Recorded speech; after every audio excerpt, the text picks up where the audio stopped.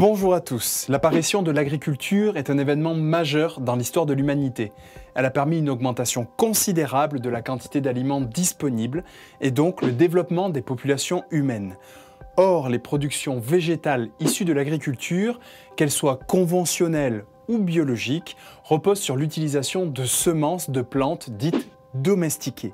Et dans cette vidéo, j'aimerais que l'on voit ensemble ce que l'on appelle la domestication des plantes. Allez go, c'est parti! 1, 2, 3, listen.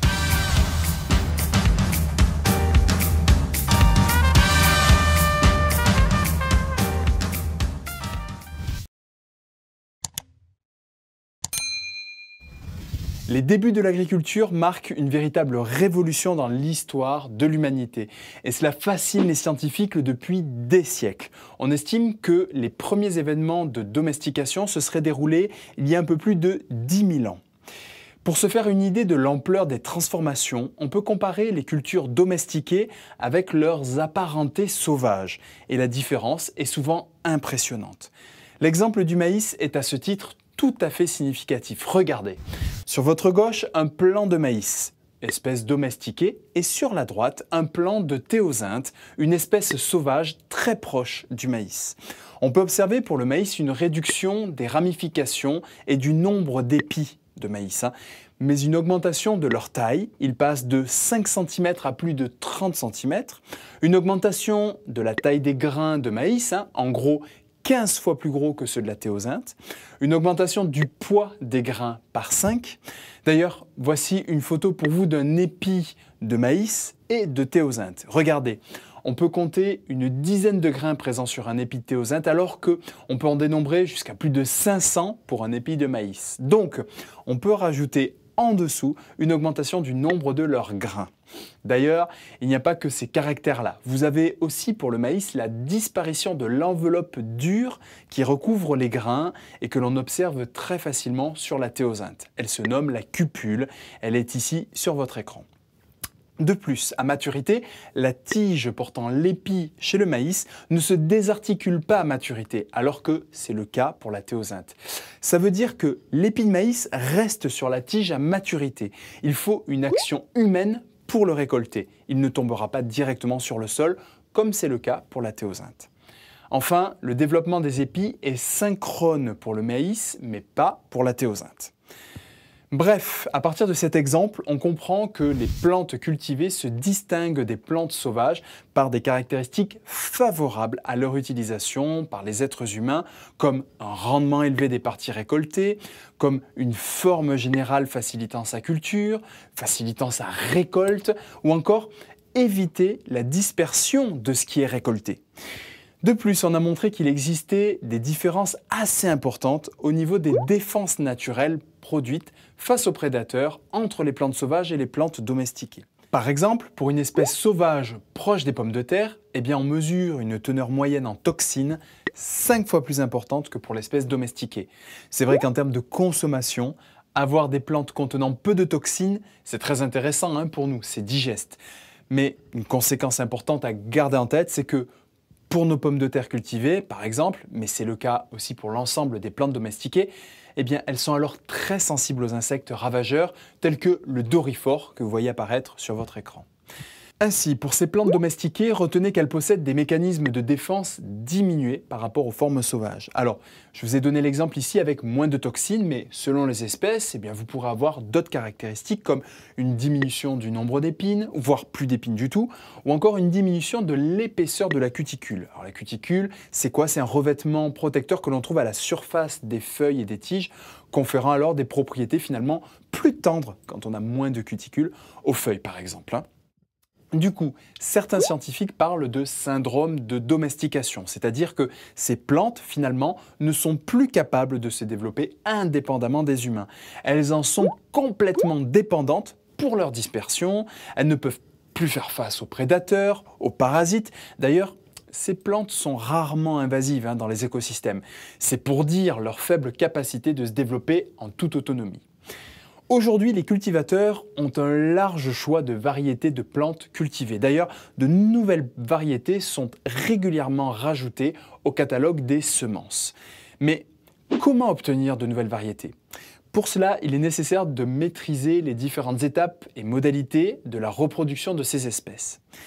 Avant le développement des connaissances sur la reproduction de ces plantes ainsi que sur les modalités de transmission des caractères, les premiers agriculteurs utilisaient des semences issues d'individus ayant des phénotypes intéressants. Je m'explique. Imaginons que vous ayez en votre possession deux variétés de tomates. La première très appréciée par son goût, liée à sa grande richesse en sucre, mais hélas sensible à un virus. La seconde variété, un goût moins attrayant parce que moins sucré, mais quant à elle résistante au virus. Alors ces deux variétés sont génétiquement issues de lignées spécifiques et sont donc dites homozygotes. Et je vous rappelle que la tomate, biologiquement, est un fruit et que son développement résulte de la transformation de la paroi de l'ovaire. Voici une fleur de tomate, avec au centre les étamines réunies en un cône entourant l'ovaire. Je vous schématise cette fleur, c'est ma variété 1 avec l'ovaire au centre et tout autour les étamines formant un cône. La tomate se formera à partir du développement des parois de l'ovaire après pollinisation. Maintenant, je vous schématise la fleur de cette seconde variété, celle résistante au virus. Étant elle aussi homozygote, la résistance au virus est ici représentée au niveau de son génotype par des allèles R de résistance sur chacun des chromosomes. Donc ici, ce sont des allèles recherchés. Je vous représente pour notre première variété son génotype également. Alors elle est dite sensible au virus. Donc je vous schématise les allèles sur les chromosomes S pour sensible. Ce sont des allèles non recherchés. Ça marche pour vous ? Ici, on réalise un croisement entre ces deux variétés. Le pollen de la variété 2 est mis en contact avec le pistil de la variété 1. Vous obtenez alors une nouvelle génération hybride F1 après fécondation. Génétiquement, cet hybride est hétérozygote pour tous les loci distinguant la variété 1 de la variété 2. Ainsi, peuvent être réunis les caractères bon goût et résistance au virus. Il s'agit de sélection artificielle. On obtient une variété hybride. Il s'agit du principe ici. C'est ce processus qui a permis la domestication des plantes cultivées pour certains allèles utiles aux populations humaines. Mais les progrès apportés par cette méthode sont très lents et conduisent à des semences de variétés assez hétérogènes. On parle aussi de variétés paysannes. Avec les progrès en biotechnologie, de nouvelles techniques ont permis d'améliorer les possibilités. Je vais vous en présenter deux. Pour commencer, voici la première technique appelée la transgénèse. Pour cela, je vais partir de l'exemple suivant. Vous disposez d'un plant, par exemple ici de pommes de terre, sensible à un prédateur que voici, le fameux doryphore. De l'autre côté, vous disposez d'une bactérie produisant naturellement une toxine agissant comme un insecticide sur le fameux doryphore. La voici. C'est juste schématique. Cette toxine est le résultat de l'expression d'un gène que je vous indique ici au sein du génome bactérien. Le voici en rose au sein du génome de couleur jaune. On parle alors ici de gène d'intérêt et celui-ci code donc pour la toxine agissant contre les doryphores. Ce que font les généticiens, c'est alors d'identifier puis d'isoler le gène de manière très précise. L'objectif est alors de transférer ce gène dans les cellules de la pomme de terre sensibles au doryphore. Le fait d'isoler et transférer une séquence génétique fait que on parle alors de transgène. Maintenant, pour transférer ce gène dans la cellule de pomme de terre, il est nécessaire d'utiliser un vecteur. Ce transgène ne peut pas être mis directement dans la plante.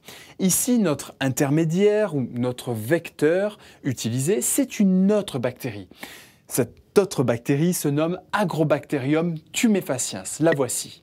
Alors vous allez me dire, mais pourquoi l'utiliser ? Eh bien, en fait, cette bactérie, naturellement, infecte les plantes. Et oui, Agrobacterium est une bactérie se développant dans le sol.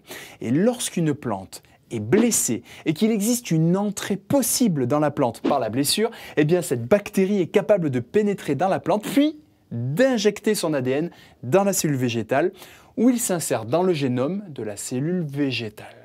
Donc ici, naturellement, Agrobacterium réalise une transgénèse d'une partie de ses propres gènes dans la plante.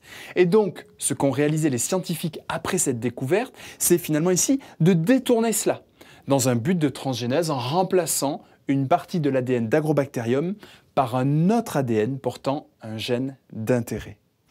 Ainsi, Après une culture et une sélection des cellules modifiées, les scientifiques arrivent à développer de nouvelles variétés de pommes de terre transgéniques résistant maintenant au doryphore, puisque chaque cellule de la plante est maintenant capable de synthétiser la toxine bactérienne. Ça marche pour vous ?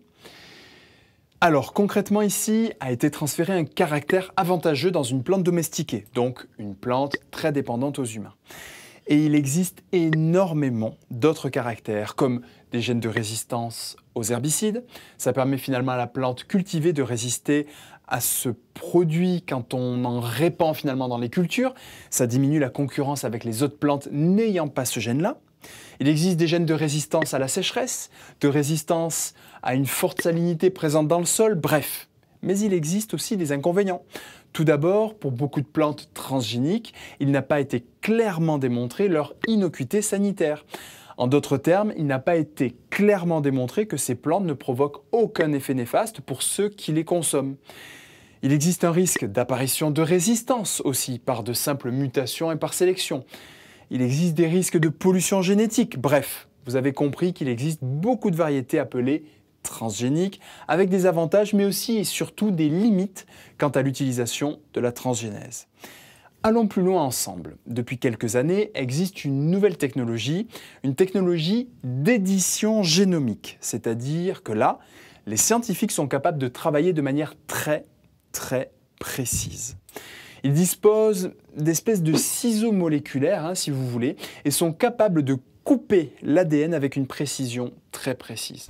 Les outils utilisés sont les systèmes CRISPR-Cas9 qui permettent l'insertion de séquences d'ADN précises à des endroits exacts. Et les scientifiques peuvent aller jusqu'à changer l'allèle d'un gène par un autre allèle, qui soit d'origine naturelle ou synthétique ou provenant d'une autre espèce. C'est de l'édition. Par analogie, c'est comme si vous vouliez, dans un morceau de musique, changer uniquement le son d'une cymbale à un moment donné. Eh bien, grâce à ce type d'outil, les scientifiques peuvent le faire, mais avec nos gènes. Vous comprenez alors que ces nouvelles biotechnologies favorisent la création de plus en plus rapide de nouvelles variétés végétales. Et plus globalement, vous comprenez aussi que la production de semences commerciales soit devenue une activité spécialisée.